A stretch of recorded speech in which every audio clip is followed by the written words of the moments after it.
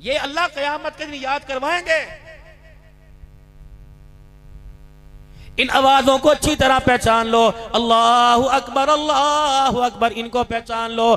क़यामत के दिन इन आवाजों के बारे में पूछा जाएगा, अलम यातिकुम नज़ीर, क्या तुझे कोई डराने वाला नहीं आया था, मुतनब्बे करने नहीं आया था, तंबीह करने वाला नहीं आया था? कहेगा कालू बला क़द जाअना नज़ीर, आए तो थे, लेकिन मैंने कहा चलो चलो बच्चों की जिम्मेदारी मेरे ऊपर है। मैंने कहा चलो चलो जवान बेटियां, हज का महीना आता था, जलंधरी साहब पैगाम देते थे, मैं हज पे जा रहा हूँ, आपका क्या इरादा है? अरे तुसा दुआ फरमाना, बाकी करतूत मैं करता रहूंगा, गुनाह मैं नहीं छोड़ूंगा, तुसा दुआ फरमाना, बेहयाई के अड्डे मैं नहीं छोड़ूंगा, तुसा दुआ फरमाना, मैं किसी की धी बेटी की गैरत उजाड़ने में कसर नहीं करूंगा, तुसा दुआ फरमाना, मैं सूद का बाजार कर्म करने पे देर नहीं करूंगा, दुआ ना फरमाना। फरमाया खुदा के बंदो, खबरदार खबरदार, अगर चोरी और सीना जोरी पर तुम बाज ना आए, गुनाह किया, गुनाह पे डिठाई दिखाई, फिर तुम्हारे में जो नेक बंदे होंगे तुम उनसे दुआ कराओगे, मैं उनकी दुआएं भी कबूल नहीं करूंगा। ये मार तो आज पड़ रही है। 50 उलमा किराम इनका खादिम दरमियान में बैठा हूं, तो किस किस से दुआ नहीं करवाते? हर जलसे में चिन्नी पढ़ो जी, शीरनी पढ़ो जी, छुआरे पढ़ो जी, रब्बे अकबर की कसम है, भाई तो अल्लाह का करम है, किसके फूक के अंदर किसके थूक के अंदर अपनी करम नवाजी फरमा दे। अगर छुआरों में मेरे अजीजों सुधार होता, अगर चिन्नी पढ़ने के अंदर औलाद का म्यार होता, तो सारे यहाँ बायजीद बिन बुस्तामी बैठे होते। कदम उठाओ, मेहनत करो।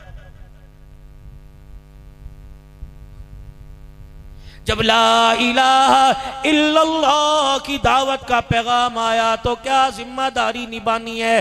अर्ज की कमली वाले हमारा क्या काम है? वो सहाबी जिसने बकरियों का रेवड़ छोड़ा था और लाठी हाथ में लेके खड़ा था, उस वक्त मुखड़े मुस्तफा दे के कलमा पड़ा, का कमली वाले हुक्म फरमाओ क्या करूं? फरमाया वो जो जहां ये हो रहा है वही तू करने लग जा। कोई नमाज न पढ़ी, कोई रोजा न रखा, बस अल्लाह के दीन की सरबुलंदी के लिए कदम बढ़ाया। मालिक के कायनात ने कयामत की सुबह तक उनके नाम को सूरज से ज्यादा रोशन कर दिया। अगर मैं यहाँ शेर पढ़ूं के जिस तरह नाथ खान पढ़ते हैं कि तन मन ते धन औलाद भी वारी हुजूर तो सोचा ना जरा आजमाया सिद्दीक ने, तो आपके बगलों समेत हाथ कर वाह वाह वाह वाह वाह वाह।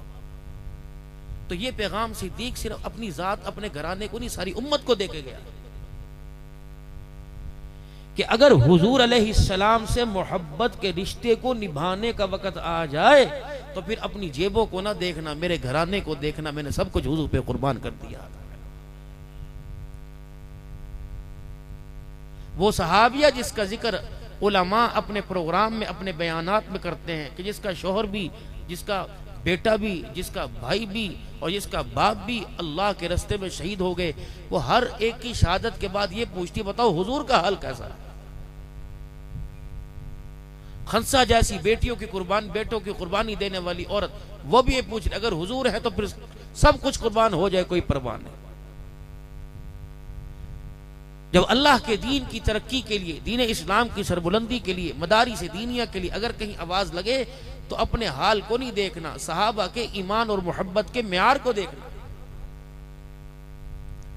ऐसा उनका म्यार क्या था कि कुरान करीम भी बोल पड़ा, अल्लाह भी कह रहा है और कुरान भी मेरे अजीजों अपने अपने अंदाज में कह रहे हैं, फ़इन आमनू बिमिस्लि मा आमनतुम बिही फ़क़द इह्तदौ। मेरा महबूबा ये मेरी तरफ से ऐलान कर दे, ये मेरी तरफ से पैगाम दे दे क़यामत तक आने वाले इंसानों को। अगर ये तेरे से पूछे ईमान का मिजाज कैसा होना चाहिए, ईमान का जायका कैसा होना चाहिए, ईमान का रंग कैसा होना चाहिए, बिमिस्लि मा आमनतुम बिही फ़क़द इह्तदौ, इनसे कह दो ऐसा ईमान लाओ जैसे मेरे यार ईमान लेके आए।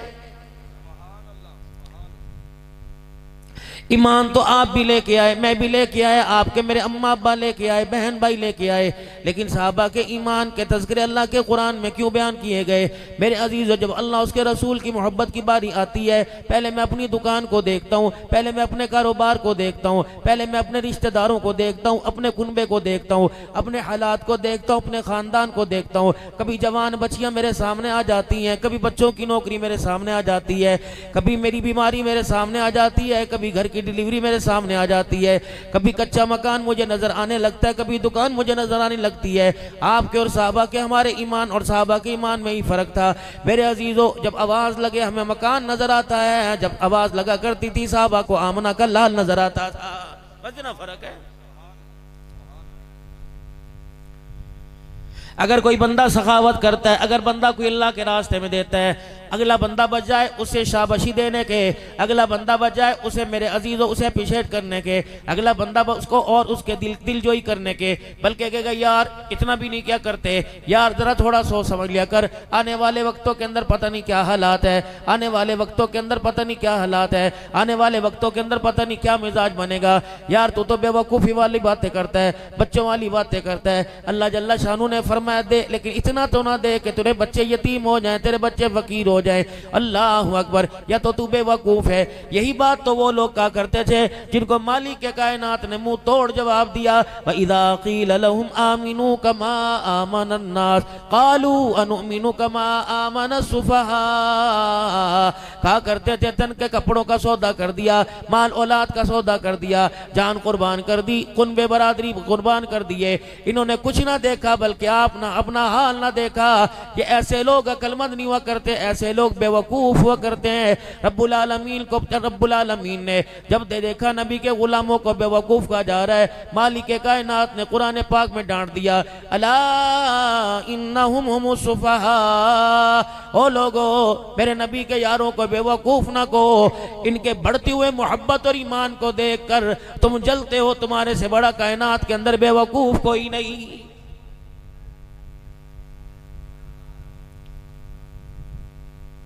आज के दौर के अंदर तुम्हें समझाते नहीं। कोई मस्जिद बनाने का मशवरा करेगा, कहेगा तूने दीन का ठेका उठा रखा है। कोई अपने बच्चों को हाफिज कुरान बनाने का किसी से मशवरा करेगा, कहेगा यार सारे बनाएगा एक आधा बना दे।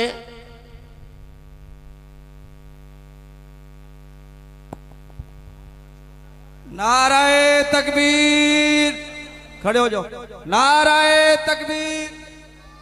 इस्तकबाल कीजिए सरजमीन मुजफ्फरगढ़ पर तशरीफ फरमा है कायदे विफाकुल मदारिसुल अरबिया बुलंद आवाज से नारे तकबीर, नारे तकबीर, नारे तकबीर। कायदे विफाकुल मदारिसुल अरबिया पाकिस्तान, आयतुल खैर हजरत मौलाना कारी मोहम्मद हनीफ जलंधरी, आयतुल खैर हजरत मौलाना कारी मोहम्मद हनीफ जलंधरी। हम सरजमीन मुजफ्फरगढ़ पर कायदे विफाक को अहलन व सहलन मरहबा कहते हैं, खुश आमदेद कहते हैं। अपनी जुबान में कहता हूं सजन आमन तखी ठहरन। मैं इंतहाई समीम कल्ब से शुक्रगुजार हूं मेरे महबूब कायद विफाकुल मदारिसुल अरबिया पाकिस्तान। आज इस छोटे से कस्बे के अंदर, छोटे से इदारे के अंदर असल कायद वही होता है जो बड़े इदारे की भी फिक्र करे, छोटे इदारे की भी फिक्र करे। अल्लाह तबारक व तआला मेरे कायद की उम्र के अंदर बरकत अता फरमाए, और इसी तरह अजीम बाप के अजीम फर्जंद बिरादर मुकर्रम हजरत मौलाना अहमद हनीफ जलंधरी साहब दावत बरकातुहु बुला लिया। आप हजरात पे तशरीफ रखे, अपनी नशिस्तों पे तशरीफ रखे। नैब मुदीर जामिया खैरुल मदारिस मुल्तान अभी इंशाअल्लाह कुछ ही देर के बाद मुख्तसर सा बयान मेरे बिरादर हजरत मौलाना अहमद हनीफ जलंधरी दामत बरकातुहु मुलालिया का होगा। उसके बाद कायदे विफाकुल मदारिस का बयान होगा। अपनी अपनी नशिस्तों पे तशरीफ रखें। बैठिए भाई, बैठिए। तमाम साथी भी तशरीफ रखो। हजरत सिद्दीकी साहब दा बयान शुरू है माशाअल्लाह।